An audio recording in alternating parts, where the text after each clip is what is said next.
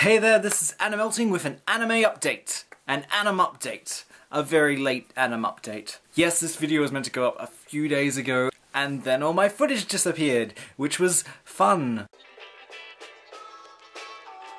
I think this is going to be a monthly video where I tell you about the things I've been watching, playing, reading over the month. Aside from the seasonal anime, which I've been totally keeping up with. Yeah, I've totally seen all the latest episodes, if the latest episode is episode 6. Okay, without further ado, here's what I've been watching. To start off, a quick one, Mirai Nikki, a series which someone suggested me in my psychological genre melting video, and it's been really interesting. I've only gotten up to about the second episode, and I'm keen to see more of it. At the moment, it's on my top priority list of things I need to be watching. For those of you who saw my haul video back in January, you'll know that I picked up a series called Tower of Druaga. Tower of Druaga is pretty similar to a recent anime, Sword Art Online, which a lot of you might have seen. And to be quite honest, this is pretty much what Sword Art Online should have been. Both series follow a similar concept. We have our overly bold main character, the constant threat of death, and we also have a tower which they need to climb to the very top of. But the differences are in the way the story is played out. It's a good series, and I think it does a lot of what people expected from Sword Art Online. One of the features I want to mention, which was actually on the DVD, which I loved, was Play Uninterrupted. I think that feature should be on any show ever now. And I loved that. It meant I didn't have to skip every time, and I just got straight into it, and it felt like episodes led into each other really quickly and easily. Another series I mentioned in my last haul video is Kino's Journey. Here it is here. Now I'm struggling to think of any other way to describe this series other than being an absolute classic. But the only thing I knew about this series before getting into it is that the main character was called Kino and there was a talking motorcycle in it. Now if that doesn't entice you into this series enough, then let this recommendation do that for you. This series is an episodic anime, which means every episode is non-linear. The only one consistent thing is Kino and Hermes. Hermes is the talking motorcycle. They travel around to different countries, and each of these countries has a different sort of fable around them. So you have one country which is based around this idea of what would happen if machines did all the work and humans didn't have to do anything. Or you'll have another country where at a certain age children of this country will go to a hospital and have surgery to become just instantly adult. Kino and Hermes travel through these countries, sometimes interfering with what happens, sometimes just watching on. I've been known to get addicted to series, but this series actually compelled me to watch it.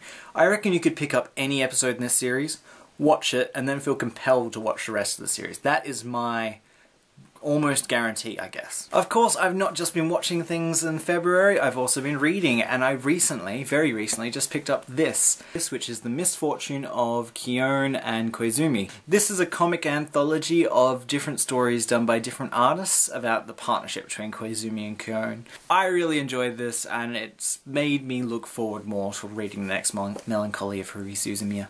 Now to something I've been reading and watching, and I was very lucky to get this because the day this came out, it was sold out everywhere. I got it by luck, by one store stocking it in on the very day I walked in and asked, do you have a copy of it?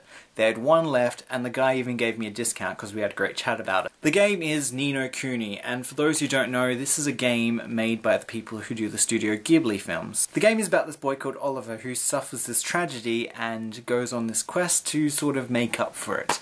That's all I want to say about the game because I really think you should play it if you want to learn more. And it's just a really interesting idea, and I've been enjoying it, though I haven't gotten to play as much of it as I would like to.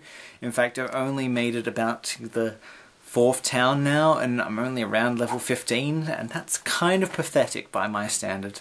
It's got a brilliant anime style, cel-shaded art style, and its story and voice acting are really good. And the music in it is fantastic. It's all really orchestral and it'll get you pumping for fights, or really kind of emotional during some of the really drama-filled scenes. And I think I'm going to go play that game now. I should wrap up this video. To wrap up, I have 2 series which I've just recently acquired. One I actually won in a competition, thanks Hanabi, is Arakawa Under the Bridge Series 1, which I've been keen to watch and I have no idea why I haven't gotten around to it. And the other which a friend actually gave to me because it didn't work on her Blu-ray player, and she knows how much I enjoy the series, Persona 4, the animation. I get to finally listen to the dub this time, which would be really exciting. Thank you, Anita.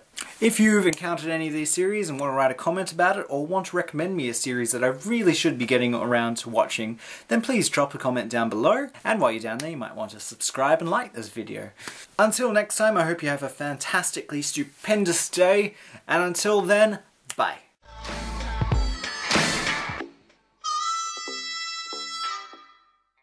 Now, and I'm really keen to see more of the series.